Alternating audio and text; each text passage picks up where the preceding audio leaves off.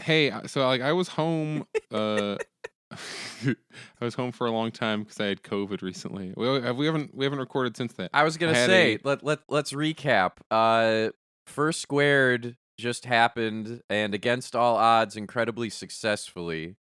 You tell us Tuesday night that you can't make it because your COVID test blipped positive before going to the airport for your red eye. One yeah. I of felt weird our that day. main on-site staff people went home Friday morning with it. Some other people had some symptoms that were a lot like it, but those little rapid tests kept popping negative. But outside of that, I have not heard any COVID stuff as a consequence of First Squared because we were very strict with mask requirements. I now do enough. I mean, everybody who works in the world sees the same dichotomy where it's like you see furry conventions, like this weird little niche events, uh, doing a lot, and then you go like freaking the church I was in today had, I think, either almost double or double probably the attendance of your con, and zero people and we all just like sat back in for like I'm lucky that I get to be like away from everyone because I'm in the singing area, which is separated. And I even told everybody else like, hey, I tested positive right now, so you might want to stay the fuck away from me. So I just get my own little chair in the corner. And but like the fact that we're like, oh, did we get one case from FurCons? And then people are matched, and that happens every day in every business that, that everybody works in. Like if you work in a fast food restaurant, you're probably around a FurCon worth of people every day.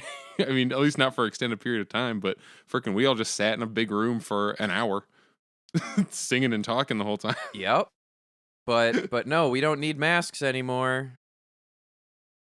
Oh, there's just zero precautions at all. I mean, all the US USDA, all of the all there, all the USDA requirements have gone away. That's what I'm gonna say for now. I've got a little headline for this topic, and if you're like me, you went through a stage of studying electoral politics very closely and the statistics around it. Because regardless on how you feel of the electoral system, it's a good entry point into teaching people statistics and how our human intuition around statistics usually is wrong. And that's why you have to study and like trust the numbers and then verify the numbers. So a lot of us learned of Nate Silver, 538 dude. Yeah. In many recent years, he has shown his whole ass several times, essentially using any number or statistic to clearly push a narrative and not just talk about the math. The latest case in point, he tweeted, "The average American spends something like 5 hours per year on a plane. The mask mandate might be good or bad at the margin, but it is very unlikely to make a major difference in the overall course of the coronavirus." What a crock of shit, especially considering epidemiologists all over the globe pointed to travel as being one of the biggest reasons super spreader events happened. I mean, he is technically made correct because there's just so much nothing happening in every other possible aspect that in the US. Well, but no. That he is not technically correct, and this is the primary point a statistician will bring up. If you're saying his general vague statement of, well, but if you're doing 5 hours in a plane and masks help at the margins, then therefore, Nah, of that's course, silly. mask mandates didn't do shit on planes. No, that is willfully ignoring how biology and infectious disease spreads work. He is picking and choosing how to present his different statistical biases. That is such an evil, disingenuous thing that this dude has done with his power, and he has done this many times. Long story short, Nate Silver's a piece of shit. He's a lib at best, and you cannot trust anything that comes from that guy. Every number he puts forward is in service of a capitalist narrative. I mean, if you want to know the probable voting outcomes of our current bourgeois election system, like the predictions are pretty good, but it's like, what does that do for us? What information does that really tell us? It tells us, well, like a very select It segment predicts of the how our population system is thinks. going to function, and we don't Yeah. like how it functions already. I don't need a prediction to know it's going to function shittily a little bit to the left instead of shittily a little bit to the right. He's got to give me a percentage chance, a live percentage chance of a revolution happening, like at all times. It's just like a ticker. It'll just like every time there's a new like big worker strike, it's just like it ticks up like a little bit. Every time a bunch of broke people just organize themselves entirely independent of the current apparatus that funnels us into counter-revolutionary sentiment, ticks up. Oh, the whole point of me talking about that I was home a lot for COVID is that I've realized I'm not that socially anxious of a person, but I definitely get it a little bit, which would sound weird to people because like Pepper, you're on stage all the time. It's like, yeah, but when I'm like not like on, you know what I'm saying? Yeah. Like I'm not at an event doing things. Like I don't really. It's not that I don't want to be around people. If my doorbell rings, my instinct is to like try to sneak us. Like who is that? Because I don't want to have to tell a salesperson to go away. I don't want to have to be like, please leave my house. So it's like the best thing ever, best worst thing. It's emotional whiplash when you like hear doorbell, oh shit, and then you see just the back of a person walking away, and you're like, oh, it was just like a package delivery. This is great. And then you get to open the door and go like, thank you, and they'll be like, huh. And then they'll wave at you, and then you get your thing. See, like, Chicago trains that differently because if you live enough in Chicago through winter seasons, doorstop and package thefts are a thing. So like that doorbell rings, you're not hitting the buzzer to ask who it is. You are getting yourself decent. You are flying out the door to make sure you get the thing.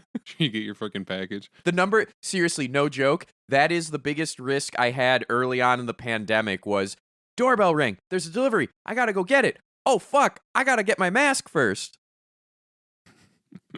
I had competing oh fuck immediate responses. It is our neighborhood. We've found the you'll get your package stolen if you leave it overnight. Like it's not gonna happen within an hour, even a couple hours. But if you like just straight up leave it out for multiple days, like it will go away.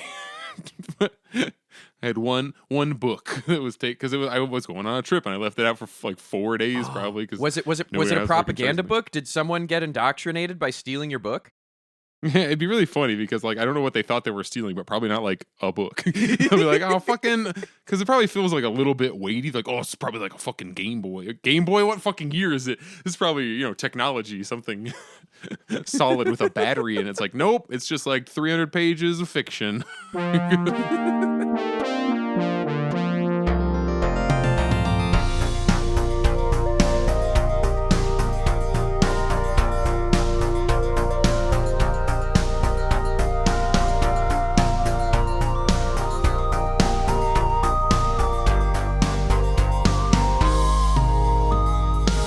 Get us to some stuff. What do you want to talk about? We have a lot of large topics, and we'll see how many we can hit.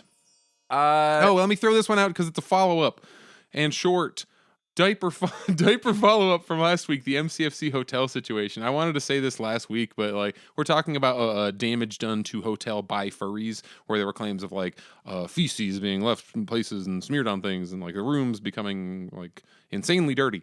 And I just wanted to bring up, it's like, yeah, like this is no way excuses, and this is me trying to do a whataboutism, but my personal experience at that hotel is my room was cleaned 0 times in the 4 days I was there.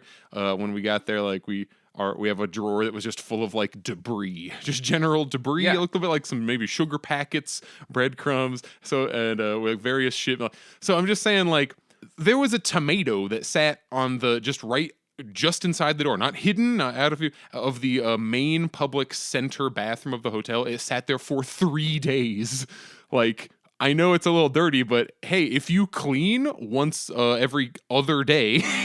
At an event with thousands of people, with 1,000 people, you will be less dirty at the end. But also, to be fair, I think 2 total people worked at the hotel over that weekend. Yes, every hotel is a severely reduced staff. First Squared this weekend was no different. We were short-staffed. Dorsai was short-staffed. Hotel was short-staffed. All the restaurants in the immediate area were all short-staffed. So, like, don't smear shit on the walls, but also hotels, if you're going to be mad about your hotel being dirty, you should hire people to clean your hotel. You know, this is a great segue into one of your topics, reducing skills needed for work. So, obviously, hotels are a bit tricky in that, in isolation, an individual hotel, their margins never were good. the biggest reason for that is, well, there's a capitalism and a big conglomerate on top of all of them. But like, Well, I can tie what? this directly to the no staff situation because what does it take? What did it used to take to run the front desk of a hotel? And don't people don't think that I'm saying, oh, we need to go like back to monkey, like we need to degrow back to make these jobs like more manual and harder to do. It's No, like but no, it that's not my requires point. people So I'm saying, to like do the system. So there's two things. One is the systems are intentionally obtuse and not updated. So like it is similar to how airlines oversell flights on purpose. yeah, Hotels they overbook rooms. will not only overbook, but like you can put a down payment on the entire thing and they still won't guarantee you, yes, you get 2 queens. And they do that by design. Yeah, they oversell the rooms. That's why you can't get whatever room you want. Is because they do that because they don't want to have ever an empty one. Not just that, but like hotels, for example, they have all these connected rooms, right? You can't book connected rooms until you get there. And then the front desk goes, hey, we happen to have connected rooms. And then you go, yeah, but I booked that 3 months ago. And then the hotel goes, yeah, but we don't do that. They can. They can. Corporate chooses not to. Never forget this. Oh yeah, of course.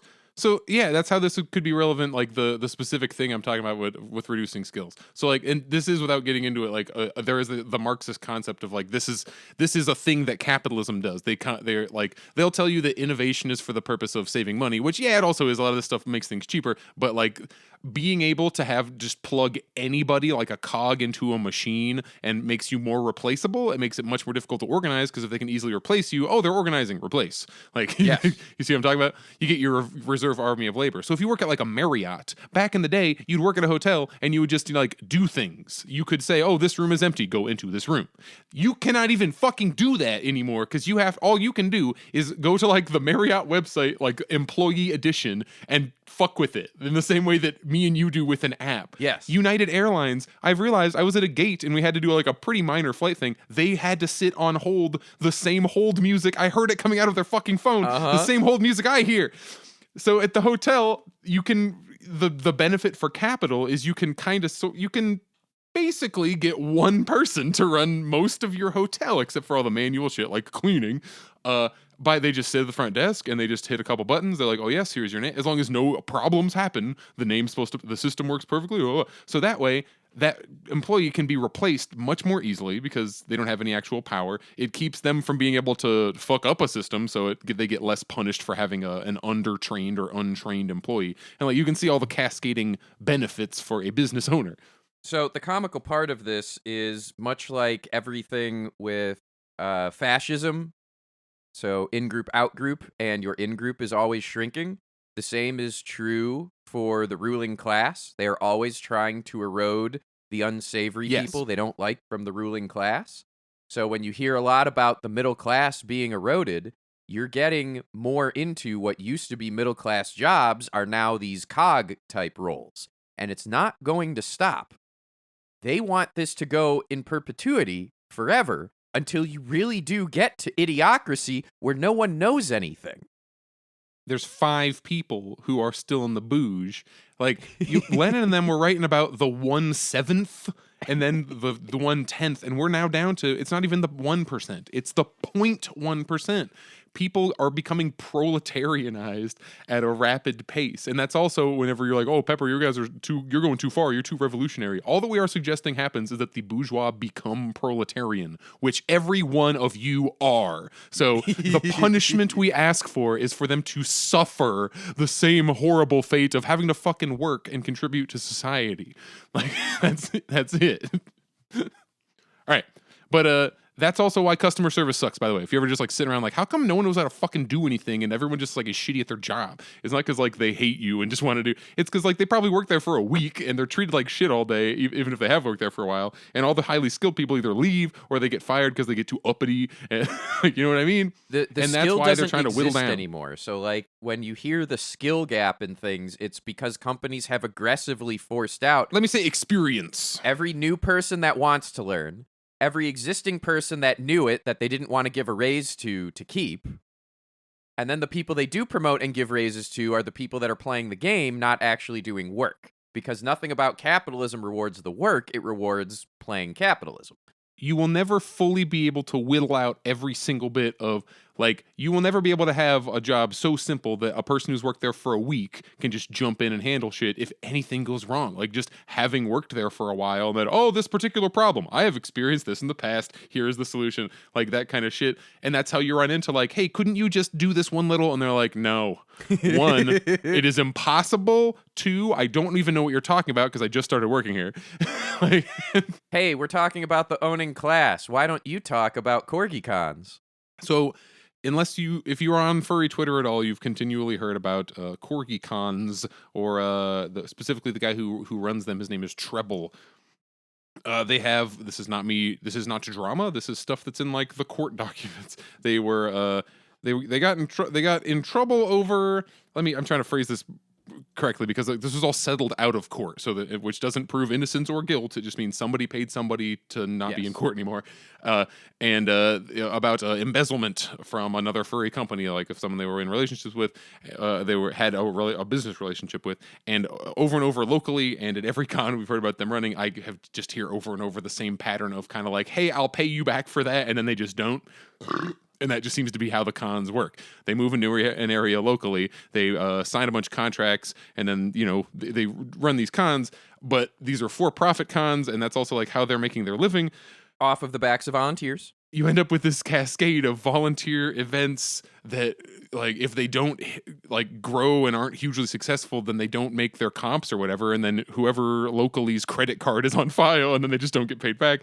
So like they aren't going to work staff again. So then you end up like running through all of your local staff. That's what's happened here in Phoenix. Like, everyone I know has worked for them for like 1 year, get fucked over in some way. Like, they said they'd pay for my hotel or like whatever it is, and then they leave. So let me bring it a little bit more personal. I have interacted personally with Treble several times. Treble, on multiple occasions, both in private and in public in front of other people, routinely lies about his events as far as like the type their attendees and the charity numbers they bring in. Multiple times he's tried to proclaim Aquatifer has pulled off more charity numbers than Fur Squared, which is factually untrue. And he's done it multiple times to me. It's like impossible. Multiple times I have seen him very drunk and belligerent, screaming at what I assume is some partner of his. I don't know, but they're always female-bodied, and it happens in public. I believe pre-pandemic, 3 BLFCs in a row I witnessed this, and I've witnessed it at other cons. I've routinely witnessed him screaming at his staffers. Just an utterly reprehensible piece of shit person that has a lot of control and runs these cons, and nothing changes. Oh, wait, one more. Last I checked, he's still in this group called the Furry Convention Leadership Roundtable, which is if you run an event of like over 100 attendees, you're eligible to have 3 representatives in that group. In no way, shape, or form does he not only get any repercussions for that, but he's actively defending all of his bullshit in there, and no one really challenges it too much. So, I don't want to overstate the amount of. I don't want to build this person up into a. I want to start throwing around another Marxian term, a fetish object, not like in the sexual way, but in the wanting to assign moral characteristics and like it. You could almost say, like, if you hear about what are they, the relationships people do with YouTubers, the parasocial relationships. That's like you've turned them into a fetish object if you're doing a parasocial relationship. Where you're like, oh, these are my special friends. People do that shit to companies, but without trying to. Not that the moral things don't matter, not that mistreating people or just being a dick or more than that doesn't matter, but just to frickin' clarify my arguments, because everyone's morals are different. Materially, he owns, and when I say that, I mean no changes can happen without his sign off because all the contracts are in his name. Like, he owns like many cons, multiple, like a handful, 5, 6, something like that, multiple cons. So if you want to try and define a furry, like where do the class lines run within furry itself, like ignoring what people's individual income is, like people who are the movers and shakers within the fandom and have large control, material impact on events, Corgis is basically absolute for 5 different or so cons in as many states. There are many areas where that's their only con. I have to be that person, and that disproportionately way more people participate in furry not at conventions than at conventions. but the amount of money that flows through conventions is very interesting and inverts the number of people that show up is like a powerful force because that's where money is.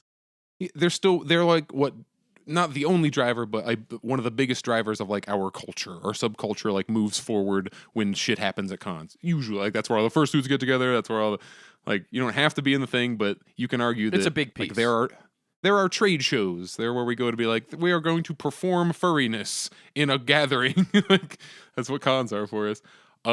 So since then, they've made the usual furcon moves, like declare new con chairs. Then he kind of ran out of new con chairs to hide behind. After they also threw like a little fucking coup to try and overthrow. Like, there's a lot of like IRL Game of Thrones, really gross transactional relationships, fucking each other over stuff, just going on in that, just around them. Because that's what they do. They fuck people over all the time, and that's who you end up attracting. But I digress. So then they declared AEIOU, a different organization. But remember what I just said about all the contracts all have Corgi's name on it? So furries are kind of having to reckon with the fact that everyone is like, fuck this guy, yet they cannot materially change the fact that they own and run all of these cons because it's in their name. It's the analogy I've been using is it's like trying to kick me out of a road trip where it's my car. Like, you can't kick me. I'm the driver. It's my car. You can all leave, but replacing me is not an option. And I guarantee you, Pepper, you will find people to get in that car if they leave. Yeah, I can replace you, but because I own the car, the means of production, whatever you want to say in this case. It would take such a concerted effort of people voting with their wallets to not go to the event. Oh my gosh, did we just make a little case that even in our furry microcosm, we can't protest with our wallets successfully? Yeah, okay. Let's walk through it. That's everyone's knee-jerk reaction, right? Like, that's the reactionary thing, is like, event bad, don't go to event. And it's like, well, people who live near Denver want to go to Denver because it's their con. Like, and a lot of people don't even know or care who runs the events they go to. Like you said with the not everyone goes to cons. Well, not everyone who goes, of the people who go to cons, even a smaller percentage of them like hear about this shit or care. Exactly. Or they're like, or they know completely every bit of it and they're like, well, I want to go see my friends. So they go anyway. Yeah. As many people in my peer group, I think Pandez has said it the loudest. If I chose whether or not to go to a con based on one asshole, I wouldn't go to any con. And then even if fewer people go, then you'll either have a counter wave of people going to spite those other people. It just becomes this whole, like, in the consumer wars, it all helps the business, like, if that makes sense. All of the combat happening with consumer activism, it still has consumption. Like, you still have to, everyone benefits in the long run. It's like when fucking New Coke came out, and everyone hated New Coke. In the long run, Coke, look at Coke. They're the biggest, they're huge. They're even Coke bigger was already than they the were. biggest when New Coke came out. I know. And it just completely, like, it didn't hurt them. It's just, consumer activism doesn't do shit. It just got everybody to talk about Coke even more. So the only what I'm saying is the only way to change Corgi cons is to completely change, like, new everything, and maybe take lessons from how they are structured and structure your new orgs to not do that. Look at the mistakes made. I would love to, maybe I do this. Maybe I have a special streaming session or something, and Pepper, you can be like the audience surrogate to ask pointed questions. But I went through changing the hierarchy of First Squared to address things like that. Because, like, to be clear, fuck Treble.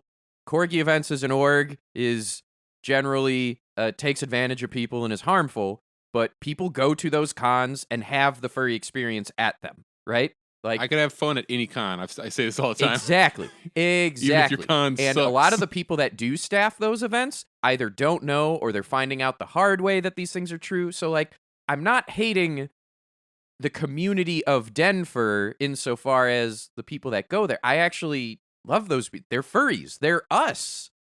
Yeah.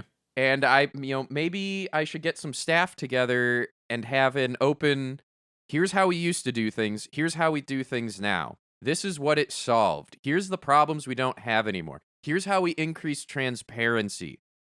Because a lot of what happens when we talk about this stuff, this has been the number one thing I've said to you in private on this show that we do, is it's very easy to go, look at this negative thing. Let's break down why it's negative. that overall is much easier to do than, hey, here's what you can do instead, and why, and how.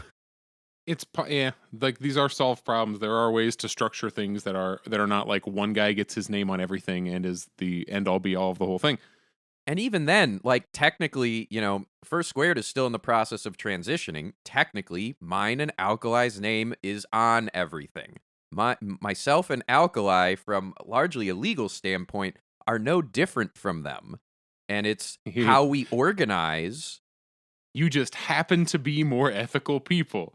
Like, we kind of just described the problem with fucking everything and how just putting new people in charge is like, cool, you put all great people in charge. Well, and now there's another election. Like, the big thing that I want to bring forward with it is, so yes, Alkali and I and one other name are the only legal names on the ownership of First Squared, and it's been this way for many years.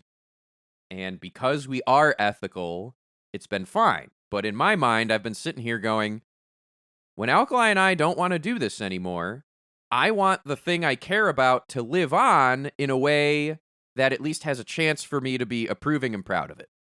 So the past several years, my mission has been create a more flat, open, and transparent org. And the last part we're doing is making a new 501c7. I'm codifying everything I've been doing legally. So, like, I'm trying to put my money where my mouth is of, here is a template of a 501c7 org that doesn't have arbitrary hierarchy. If you're on the board, you get more power because you're assuming more risk, but otherwise, that's it. Everything else is codified and voted, and you have informed consent. And if you are a staff member of First Squared, you're not just some hired gun. You actually, like, as someone doing the work, you get a say. We all recognize that the default is not that. That's why you have to go through all the effort of trying to carve out a little like pocket of, all right, I'm going to write the perfect Yu-Gi-Oh rules to make sure that nobody can do a fucking capitalism on us or, like come in and opportunist. Like an opportunist couldn't come in and destroy our entire organization. Yes, that is basically what I am building protections against. And if we lived in a world where that kind of shit was just the default, like, unacceptable thing, and it'd be like, hey, they did this, and then, like, it wouldn't have to be, oh, well, sorry, you didn't write the perfect contract in the perfect way that they got punished for it. Like, maybe things would be better.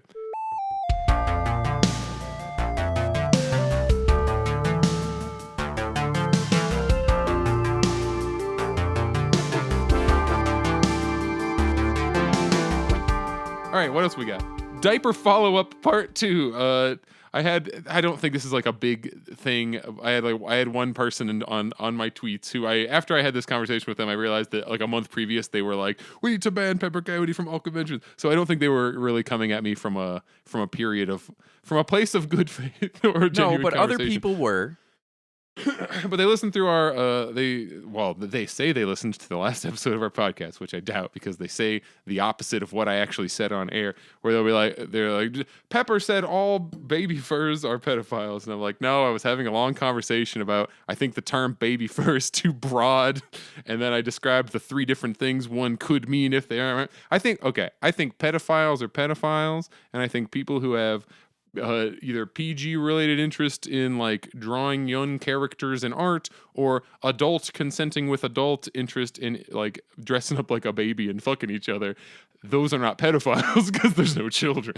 Like, you know what I mean? Like definitionally, I think I made my position clear. Definitionally, pedophile means no consent. It is the key. It is the utter key to all of this. I talked with several people, and I'm like, hey, listen to what we said, and tell me what you think. And from 2 people that I trust very, very dearly, it is not that you said, Pepper, you believe baby furs are pedophiles, because you did not say that. And in our laying out the cards, by even entertaining the idea that it is valid for someone to say baby furs are pedos, and that is a viable definition to discuss, that is the issue. Everybody quickly started assembling their crosses to jump upon. And The people on Twitter that came out guns ablazing did nothing to engage in like the actual conversation on why was the way it was presented harmful. But someone in that thread did get to that, and other people I talked to did get to that. And you and I have talked and understand how we got there. Same thing with, if you want to draw your fursona with a knotted dick, great, go ahead. It's not real. But if you say anyone with a fursona with a knotted dick is a zoophile, no. You know what it means to be a zoophile? To rape an animal. That's what that means. We're not mincing words here. You might not like looking at an actual, even drawn or inspired by dog dick. Great. Good for you. They're weird. I've seen a lot of things that I don't like. I'm not immediately going around calling every last thing. We have in the Bible talking about people knew how much horses come, okay? We have people like, oh, and they were slutty and they wanted the men who had emissions of horses. None of this is new. We have literally been having this argument for as long as we've had society. It is all about consent, goddammit.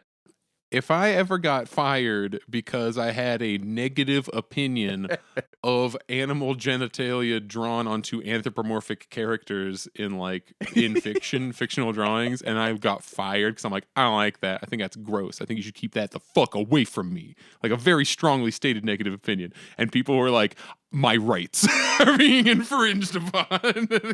I'm calling his boss. No, and what you just said there, hilarious. No one's got to like that you have that attitude, but there's nothing wrong with even saying it like that. What is wrong?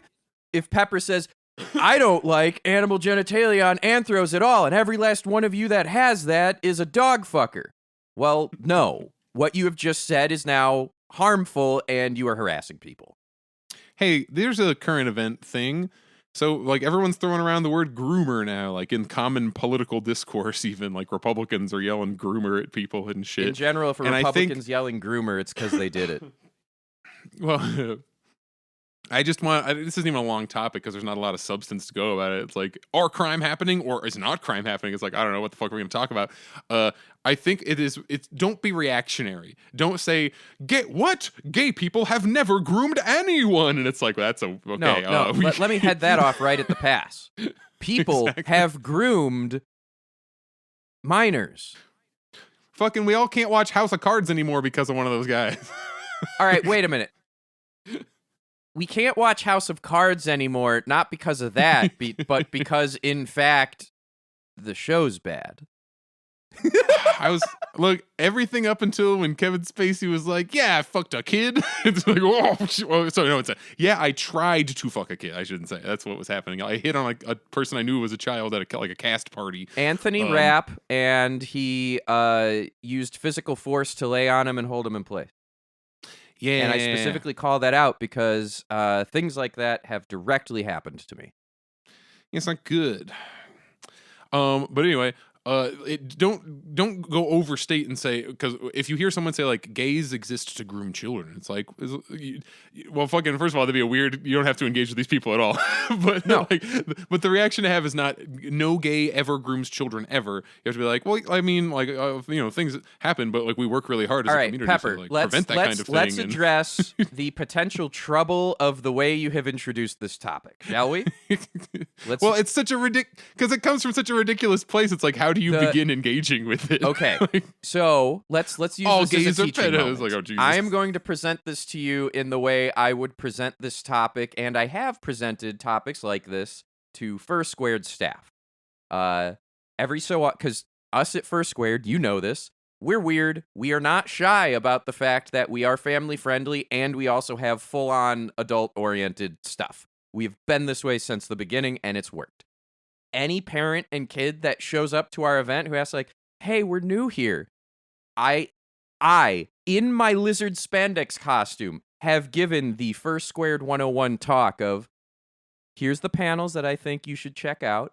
Here's the ones where it's up to you. I don't know what you and your family are comfortable with engaging with. We attempt for PG-13. R happens regularly. We try very hard to identify anything 18 plus or more. We have a lot of people that enjoy the adult aspect. For the most part, doesn't happen until 9. And because I'm upfront with it and like, go to these things, maybe these things. If this is a concern, don't be here after 9. The pup hoods and harnesses come out. If that's a problem for you, don't be here.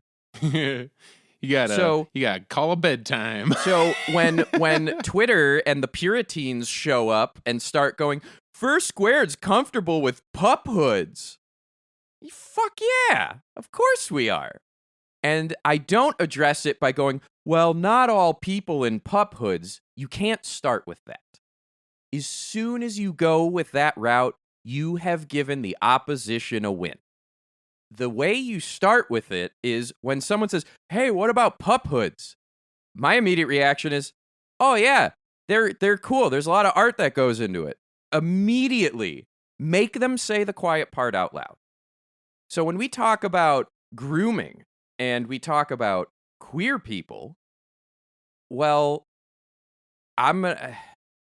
we'll see how much of this stays in. I'm going to use me as an example. I just recently made a post finally naming my groomer.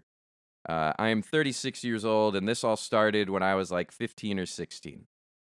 And then I ended up meeting that person in person. And I'm going to say this now so it doesn't sound like I'm making a joke later, but I've been watching Twin Peaks, and the number of people who are trying to either fuck or be fucked as like 16, 17-year-olds, I'm like, the whole show, I'm like, oh my God, what's happening? Oh my God. Yes. So, continue. I am not angry in any way, shape, or form at furry for being open, both socially in what we talk about, physically in terms of people will cuddle and are more physically open than the rest of this country. In no way, shape, or form am I angry at any of that. An individual decided to weaponize that and take advantage of me. I'm not sitting here. I was just having this conversation with someone else. The reason I was so eligible to be a victim for grooming is because of society at large. I was heavily closeted in high school. At the time, talking about that stuff and coming out at home didn't go well. So the only outlet I had was online. I didn't have a support network. I didn't have anyone I could ask that says, hey, this person's on the level, right? On the flip side, that was my only outlet for being queer. I truly can stand by and say, if I didn't have the internet, I probably wouldn't be here. The repression would have gotten the better of me. So I'm in this awkward situation where I'm a victim of grooming, but I wouldn't trade the openness to not deal with that risk. This is ultimately why you have the Nazi furs coming after furry. Because we are open and accepting. We are an avenue for people to try to make that move. And the response isn't, you shouldn't be that open. The response is, why do people who are vulnerable end up in these situations where no one can help them? The openness isn't the problem. So when we bring up grooming, it's not that, oh, the gays have groomed people. Yeah, and straight people have been grooming minors even longer. What do you want? We just went through this whole round of Jeffrey Epstein and all of these powerful mover and shakers being in his little black book, and no consequences are happening for it. But oh no, 2 gay parents stole a kid and they're grooming kids into the gay agenda. Really? That makes rational sense? As continuously is said over and over on social media, these are arguments that like they seem like they are a new thing, but they've been saying the same shit since like 1960 whatever, and it continues to have the same purpose. Like when we come from white, the material purpose, like you can never prove what is in someone's heart or like why any individual does the thing, but I think the reason that it continues to be a prevailing narrative that comes up like generation after generation is just another tool that serves to separate and divide the working class. It's both. It is. If you can have the gays be okay, It that is means made that as a gender tool roles to divide the aren't. working class because that's what it needed to be as capitalism evolved. But don't forget, this prejudice was a thing long before capitalism happened. I'm saying that is why it persists. That's why is being that is said why by. it persists today. That's why You can't discount Democrats and how Republicans are talking much about it on television. religious bigotry is real. It's here. Well, yeah, sure, but the people talking on like all of our news stations and all of our official media aren't priests and rabbis. They aren't, but they're weaponizing. They aren't getting it. homophobic but the on individual TV because households that do go to church and do buy into it. And this is the nefariousness of the dichotomy. I've been trying to think for a while now on where is my personal friction and where is us as a group. So like especially between you, me, and Zanny and having these discussions of Democrats versus Republicans and visibility versus so like the institution, visibility, and which side of each, how does that affect the individual? Because visibility is important. We've gone over. If you're a queer 15-year-old and you're not out, visibility is important. Right? You're talking about media representations. When I say visibility, I mean you as a human see other humans doing queer shit. That might mean media, that might mean at the park, that might mean at the grocery store. Do you actually see other people like you just existing? And what is the public's attitudes around people like you? What happens is, in the individual sense, you have religious families, but all the people at the media pulpits, they don't give a fuck. Tucker Carlson gives zero fucks. He's just in it to be a media personality and get money and wield power. Who gives a shit? But the effect he has on people is real to those religious households. So that's where you get this weird blurring of the lines of, yes, capitalism has figured out how to weaponize this. But to all of us individuals, it's no different whether it's capitalism or just religious authority being terrible. The mechanism doesn't matter to us. Somebody put this in a way that I found really interesting. I don't know, it helped shape how I think about these things. Where they're talking about like just various. Why is this group treated poorly? Why oppression? Why do oppression from working class to working class? Not like the wage. Not the interclass kind of oppression, the just like people being bad to like nasty to each other on an individual day-to-day kind of level.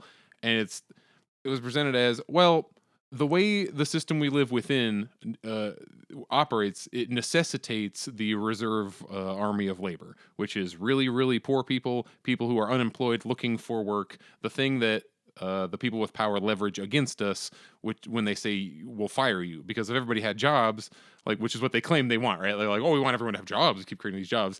But if they had full employment, you could actually threaten with the "I'll quit," like what's happening right now. Like they can't find people. Like that increases your labor power. And so the way we exist now, somebody has to be on the bottom, not because of any rule, just because that's how we have made things. And that is true. If you're doing capitalism, someone does have to be on the bottom. Otherwise, your whole like funneling shit upward doesn't work. We would all just become rich eventually. Like over time, all poor people would just stop being poor. We'd all just become capitalists. The meek will inherit the earth. That's what y'all were promised, right? So I see various forms of bigotry, at least in the way that it is like it becomes the justifying, the missing piece in your ideology for, okay, who suffers, because it's not going to be yourself. And if you're part of the hegemonic, and no matter who you are, you just end up inserting like one rung lower. Like if you're, it's really easy if you're just like, you know, a relatively comfortable middle class person, you can just slot in like one of fucking 50 different things. But that's how like gays, like racial tension, and I mean provably, as soon as the classes start to unite, that's when the people who make rules will like make a couple concessions for some people to try and piss them off more at the other. You can see that as the microcosm of every union fight is because a company wants to do a 2-tier pay system. They want to, you're the good employees, you're the bad employees. All right, so let's go with capitalism is weaponizing these things, and capitalism is weaponizing these things for a purpose, right? And it's not just directly to increase capital, There's a I think it is method to the madness. anti-revolutionary activity. So, what's the method to the madness in wielding bigotry? One, obviously, as the old saying goes, the chattering of classes keep the lower classes fighting to distract them. That is part of it. But the other part of it, which does come from the religious history, is indoctrination at large. It's as you like to say, that I like to say. It is training people to fall into obeying authority, to conform to authoritarianism. Do you think that religious institutions made that? Like they manifested the concept of manipulating people into doing things?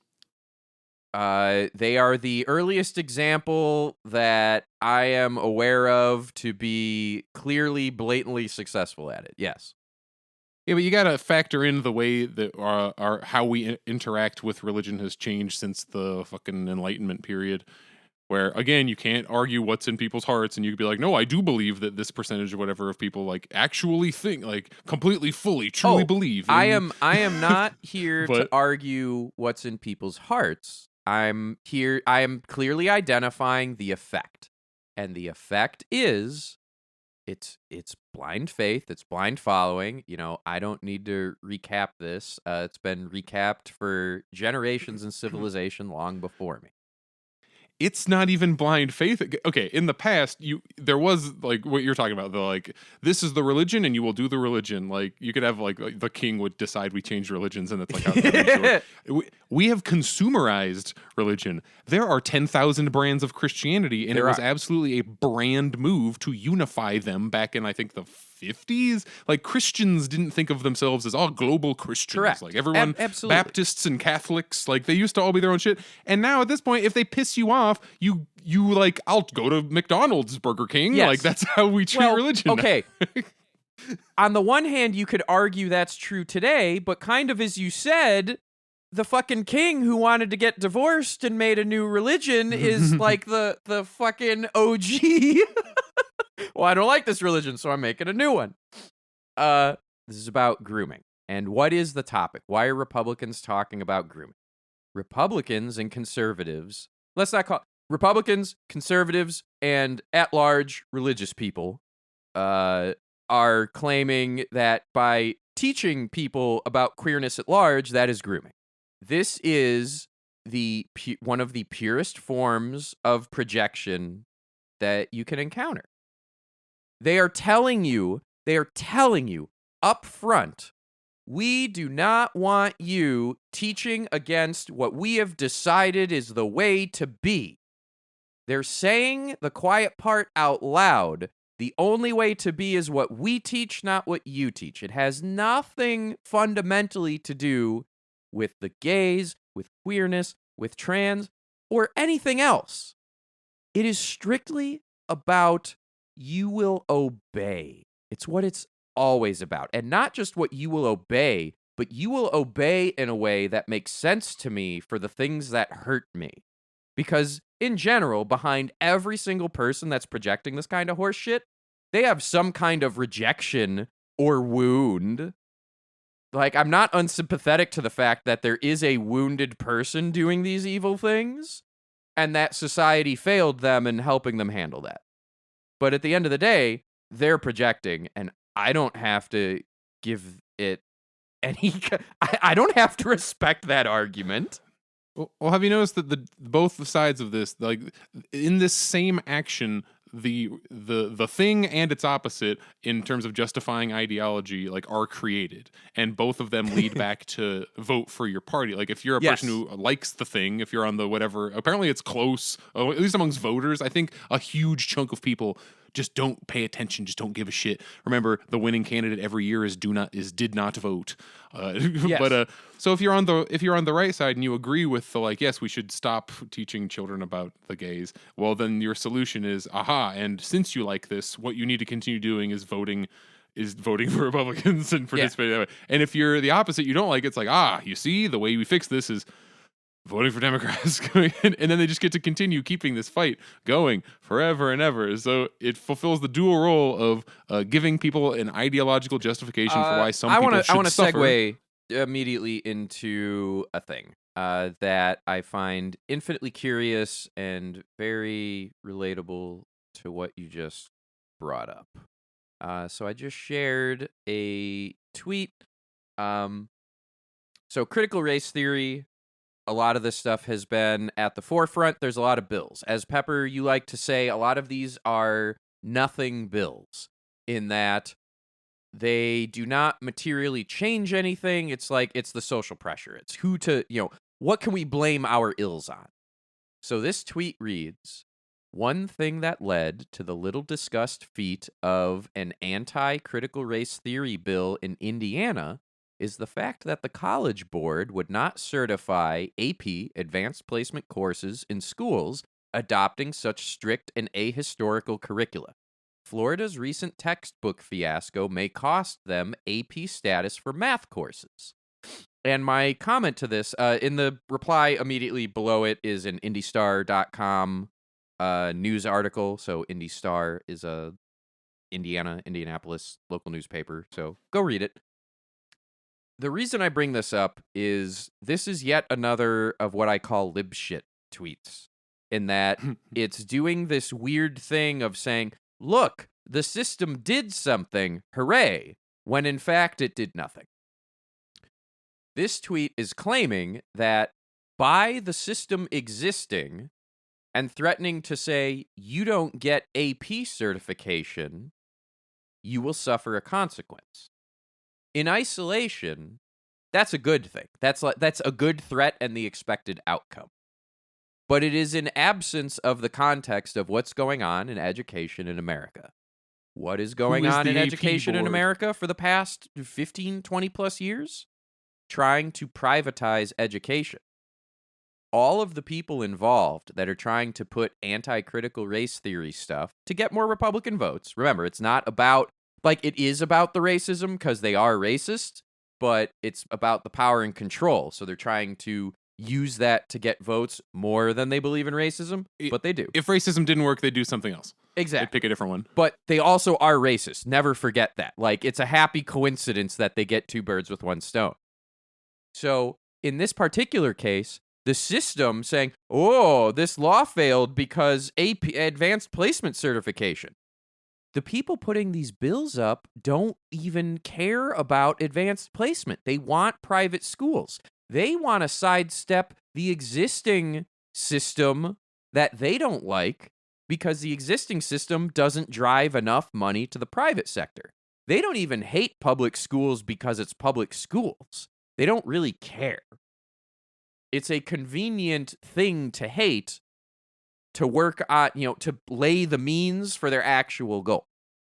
It's something free that they could be making a lot of money. It's not an industry yet. Yes. So they have to make it it already so fucking is too. I can't even say that. You're talking about AP, and I'm like, do people know? Does the general public know about how much of a scam the whole AP system is to get kids to pay $200 per test to save a little bit of money on college credits to the exact same standardized test companies that they then have to then pay money for to finish their college degrees? All right, we're going into this. Design the textbooks. Quick little story.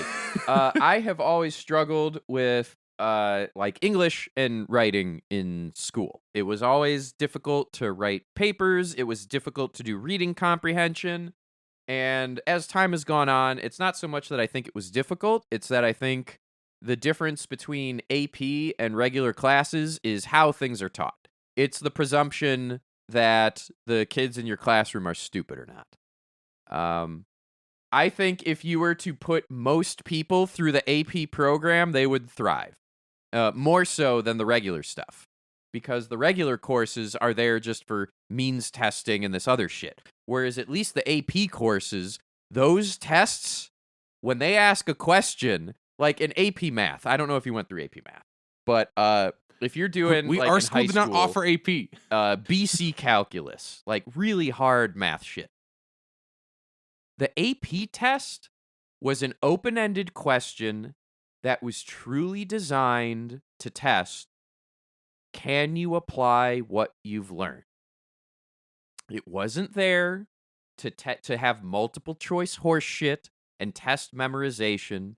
It was to test, can you apply it? The purpose of the course was If you encounter a question like this in the wild and that's your job, can you do it? Regular school courses don't do that. Regular school courses are all about teaching for the test. I think the next great enlightenment in schooling is everyone by default is in what we would call AP courses. Two things what you're talking about. What you're describing the phenomenon known as tracking, not like tracking as in following around the students, but tracking as in you are put in the smart kid track, you are put in the dumb kid track, which is a way that class divides can like happen even within public schools. It's like, oh, you don't even interact with what we consider the bad dumb kids who are gonna like try to get to go to Votech, like that's what they're. Which isn't to shit on Votech, but you just know how things work. Yes. They're like, you're dumb, you got to go be a mechanic, and it's like that's weird that it's like this, and that like the class divide happens and starts even within public schools, let alone within private ones, or in private ones you have 100% control over this shit. And like at what level, if you can't afford the AP tests in the to take it to begin with, like you see the initial problem, and then you have like my school was so broke we didn't even offer AP courses. Like there were literally zero AP courses in my entire thing. Like so like what does that do? Like, oh, you live in the wrong town, sorry, you don't get the opportunity. Because our school funding is based on zip code. It's property taxes. If you have high property taxes, you have a highly funded school. And if you don't, you don't. And obviously, poor people don't pay a lot of property tax because poor people don't own a lot of property. Sorry. The next thing, I just, I can always talk about education for like a year. You talk about education? No. Hey, I'm speaking of gonna China, speed run some headline.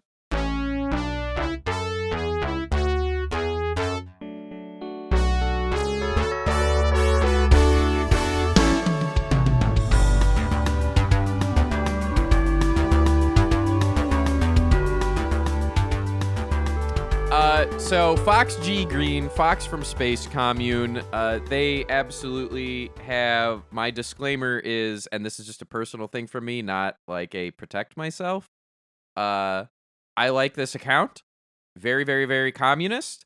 On the Russia, USA, Ukraine thing, I choose to not pick sides or interpret. There's too much, as I continue to say, there's too much propaganda going on for little old me to make sense of any of it. But overall, on the topic of communism, I really like this account. This tweet in particular. Unstoppable growth of China's high-speed rail network is thanks to socialism. 1. State ownership makes building cheap and efficient. 2. Political system makes land acquisition easier. There's an asterisk there. 3. Chinese enjoy low fares because their system operates for social and economic good rather than profit. All of these things are things that the USA, the United States of America, has done in some way, shape, or form, either historically or still actively today. I live in the city of Chicago, and there are subsidies for the CTA and Metra, so we are doing little bits of socialism around our public transportation. My comment for this one in particular is, if China bad, how come they get cool dick trains and we don't? Yo, their level of development is about to like not surpass ours, because I don't know if that will ever necessarily happen because we develop really fast too. But like it's getting closer and closer to where it's like, fuck, China even has nicer stuff than us almost at this point. China, I will always say, China, my understanding as of today and learning about socialism and communism and everything, is China is not the great evil I grew up believing it was for 2 reasons. 1, the things I was taught, those things, it doesn't seem to do as much anymore. You know, the whole like one child stuff and a lot of that other. And say, there's still Tiananmen Square to deal with and all that. China is not some good entity. But as an example of a country that, let's conservatively say, occasionally does things for its people more than capital, it's undeniable to watch. I grew up in school learning about China doing public works projects for show. Pepper, did you encounter any of this where you learned about the rapid Chinese developments and like the 70s, 80s, even early 90s, and how it was just really shitty? A lot of people got hurt and it wasn't good. Yeah, we like the amount of foreign stuff we talked about in my like K through 12 education is just so minimal. All we ever really learned about China is like it's over there, it's called China, these are chopsticks. Like Oh that's God. about it. Okay, so I definitely had a lot more otherwise neutral experience to it than I would say most people do. Oh, and they are communist and that is scary. But like that's about it. I gotta Like no tell you, detail. the anti-communist propaganda, I don't really recall it being strong for me, and I have to attribute that to the fact that the schooling system I was in was a lot more progressive than probably schooling in the USA at large. And you're just post Cold War. They did kind of chill out like after the 80s. Pepper, to be clear, the where I went to high school is called the BG bubble, the Buffalo Grove bubble. The disproportionate amount of money that went to this public school, like we beat Uh-oh. the private school kids and would brag about it because we knew, like, hey, you fuckers, we're public school chuds and we still beat you. Eat shit. Well, good. Anyway, I'm glad you got a more rounded education. I lucky, right? But the point stand.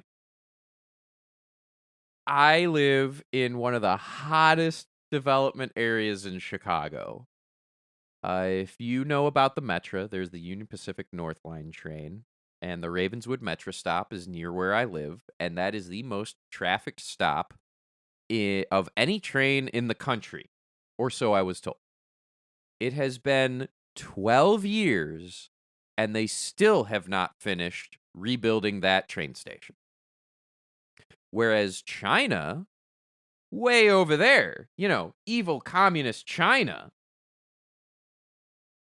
has leapfrogged institutional transit networks, the likes of which the world hasn't really seen before. But the propaganda here is, well, China good when you're doing B2B things, but when we're talking about political things, China bad. Because, China didn't immediately condemn Russia, and actually China's maybe going to get along with Russia. And I don't know where I'm going with this, other than I previously on this show have said very negative things, and to me, still rightfully so, about China's history, but I'm coming to terms with the sheer level of brainwashing that was put upon me. I said fetish object earlier in this thing, and that's if you don't treat China or the U.S. or any like international entity as a fetish object, it allows it's a lot easier to start looking at, okay, well, what do they actually do, and you can also spend less time trying to. Heck, you're talking about Tiananmen Square, like that can be looked at, and you can go, okay, what happened? What was the response? Who did what? What parties involved? All I know of that is I'm like, in Tiananmen Square, like some number of people were massacred, and you look into it and you go, okay, what are the numbers? What was the situation? Who did what? What did the student protesters do? Which, at the same time, does not make it any less weird or fucked up. The level of censorship, the fact that you just cannot say Tiananmen Square like anywhere within China, or it's just like off the internet, gone, like blocked. Can't search this. Can't learn. Yeah, so like, It's like, look, people. This is what I guess I call the USA paradox. Is really this is what I'm calling it. If you're in the United States of America, and this is probably true of most people's existence, if it isn't, I would love to hear about it. But the cognitive dissonance of living in today's world is, on the one hand, China continues to do fantastic things in service of its population. You can't argue that. You look at the poverty figures, it's the 20 million people, whatever, Yeah. raised out of poverty, which is funny because when the World Bank, whatever, will try to argue like, no, capitalism is good because look at how many people we've raised from poverty. It's like, okay, now subtract all the Chinese ones you fucked. Yeah. That doesn't count, remember? Right? They're socialist and evil. You can't, So, you like, don't get to take Cuba out of there. You Yeah. can't. I am slowly coming to terms with not everything is simple. I'm always going to be deeply suspect of people in power, but I can't deny the fact that there are tangible things happening there that are fan-fucking-tastic for its population. That is So like, the logic. Can I talk about like the logic going in? I'm going to try to tie this yeah. to with stuff that's relevant for today. So we'll look at climate change. Oh, freaking hey, relevant. This will be the last thing we talk about because we're already at an hour. Someone just yesterday, we're recording on Sunday, April 24th. So I think Saturday, April 23rd, I've heard him described as climate activist and as climate scientist. I'm not sure which is the more accurate term. Same. But somebody set themselves on fire in front of the Capitol building and obviously died because that's what happens when you set yourself on fire. Wait. So to be As a clear, form of protest. the story I saw was they did set themselves on fire, and then there was some kind of delay, and they died from their injury. Do you think so? It may or may not have been accidental. No, like, I'm saying it's more horrific than you thought in that they did that, they were put out, and then died hours later. Right. Yeah. Like, I'm definitely not. I don't know here how to else to encourage frame anyone. this other than if you believe in a cause so much that you're going to immolate yourself knowing that you're going to die, I would hope you die quicker than later. It's a tiny bit of like if we want to address climate, if we want to de-fetishize essentially everything that's in the Green New Deal, not everything, but certain aspects of it. Like if climate activists will point at Germany and go like, "Oh, Germany's doing such a good job." It's like Germany's having to use more and more fossil fuels because they continue to remove their nuclear reactors. All right, before I get ahead of myself, so the way that we can move forward, or like the way we can get anything done, is like development must take place first. Like you don't get to skip steps in social development. You don't get to go from like kings and queens to spaceships. Correct. You have to kind of go through. Even Marxists will argue it seems at this point historically you kind of have to go through capitalism to get to socialism, because that's what makes socialism, is the capitalism part. Socialism wouldn't be socialism if it was built upon a system that was not capitalism. It would be something else, because that's the material conditions, capitalism.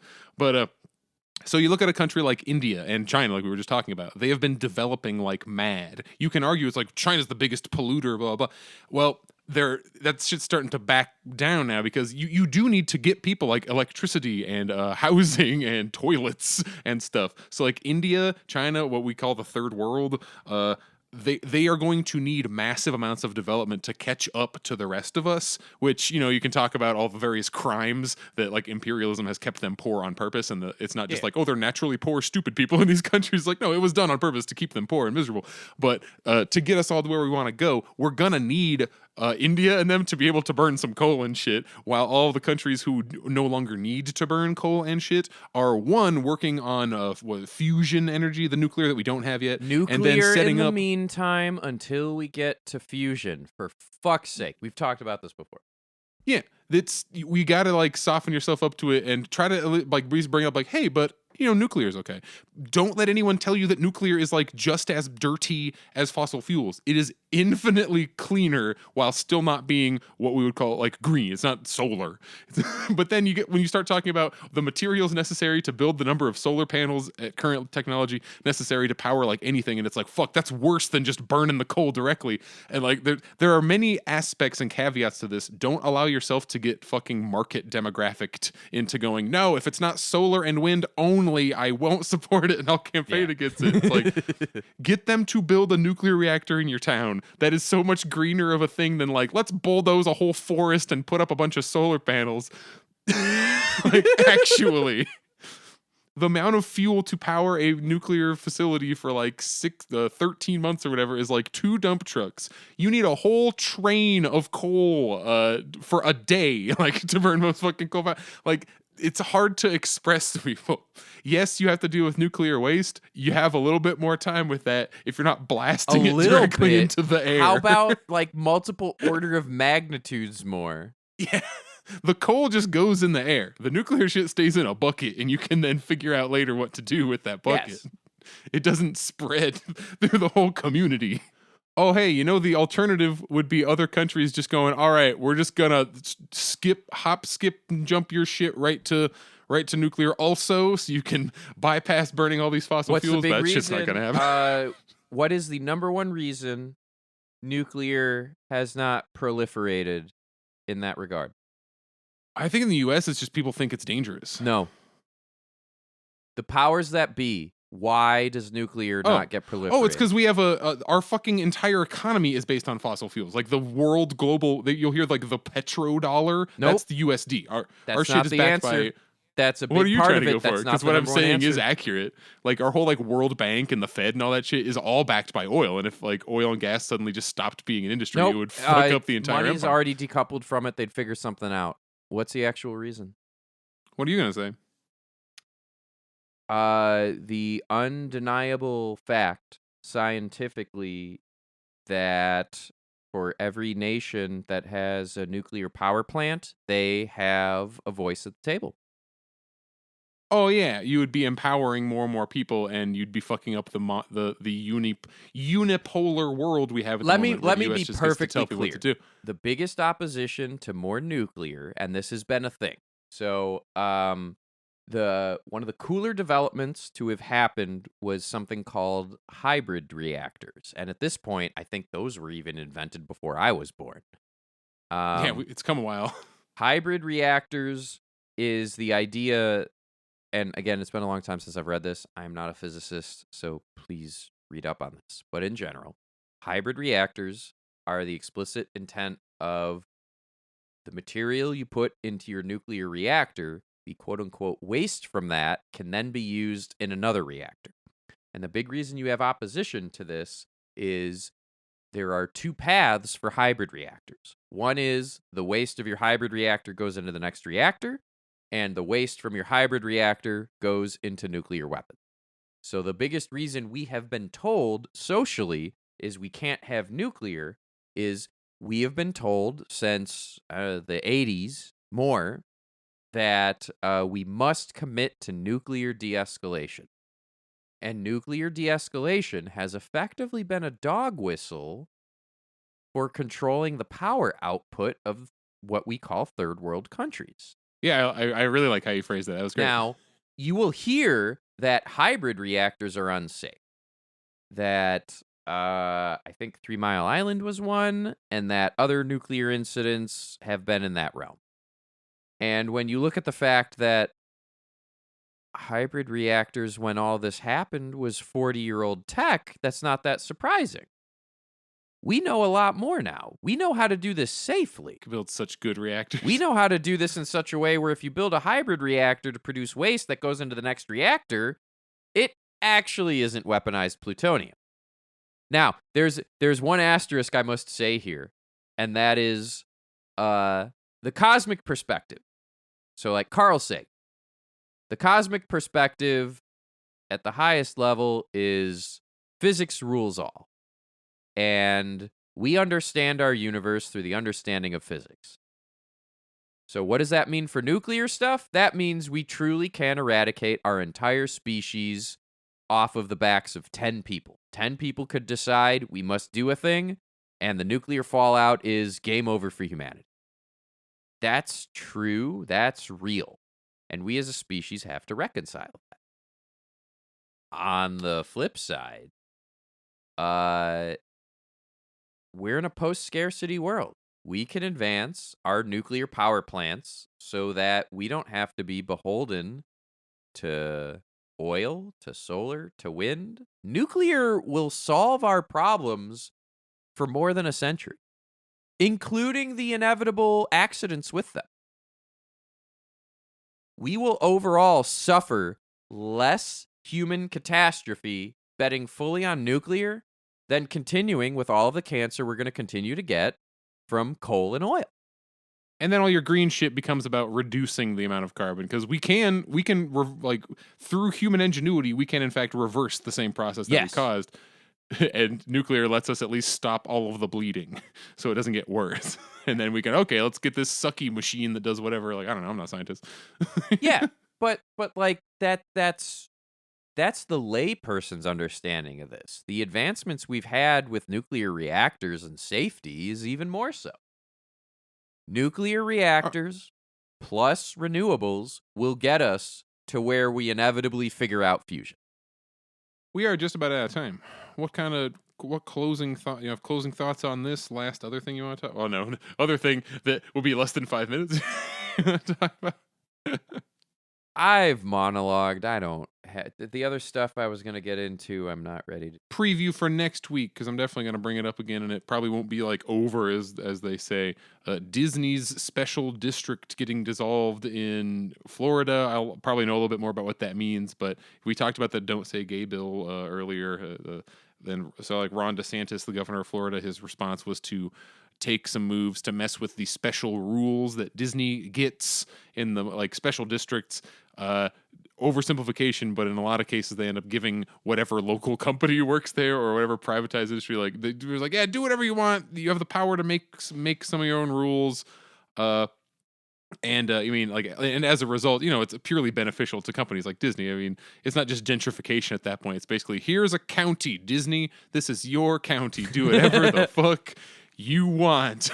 And we're gonna get into this more next time. But in general, I think it is good for Disney to have less power. And if we don't turn Disney into a fetish object that we want to project our moral fiber onto and be like, yes, Disney is the warriors for the pro-LGBT movement. Pepper, And I don't know how else to tell you, but there are multiple E621 categories for Disney characters as fetish objects. Fetish objects. Fucking Bad Guys just came out. That's DreamWorks. Do they make the face? Does the main character make the face? What even is the face? I'm not. I made the face. It like IRL. My human me made the face. You know that stupid like side look where they do that like asymmetrical grin thing? Oh yeah, the one raised eyebrow, the DreamWorks face. The DreamWorks face. Yeah. Everybody does that shit. I now. have made the DreamWorks face IRL. I gotta fish up that picture. All right, friends. I have been Pepper Coyote. I have been Dragor. This has been Last Minute Politics. We'll see you all soon. Get on our Patreon. Give us money. Bye.